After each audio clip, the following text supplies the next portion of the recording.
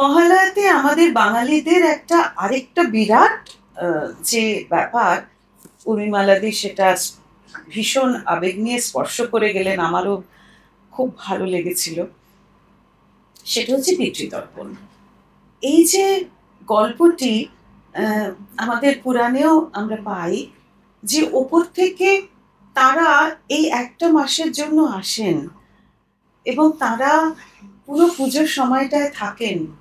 কালী পুজোর দিন ওই যে আলো জ্বালানো হয়, সেটা তাদের পথ দেখানোর জন্য তারা ফিরে যান। তো যারা যারা প্রিয়জন হারিয়েছেন তারা কিন্তু ওই দিনে মনে করেন যে যেন তারাই এলেন, তারা আছেন, তারা এই আনন্দানুষ্ঠানে যুক্ত হয়ে আছেন।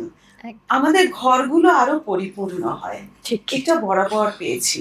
আমার ছোটবেলা থেকে এটা শুনেছি, এটা অনুভব করেছি, আবেগটাকে উপলব্ধি করেছি, এনজয় করেছি।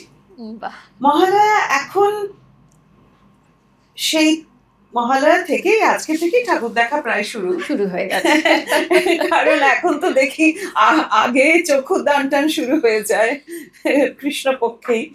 তো আমরা অভ্যস্ত হয়ে গেছি এসবে। মহালয়া মানে পুজো আসছে এখনো, এই একটা মানে এই আগমনীর একটা বার্তা। এরপরে দেখো, মানুষ আনন্দ করুক, মানুষের খুব কষ্ট, আমরা অধিকাংশ মানুষই ভালো নেই, সুতরাং মানুষকে একটু আনন্দ করতে দেখলে আমার ভালোই লাগে। দুঃখ কষ্ট ভুলে আমরা যদি সবাই একটু আনন্দ করি।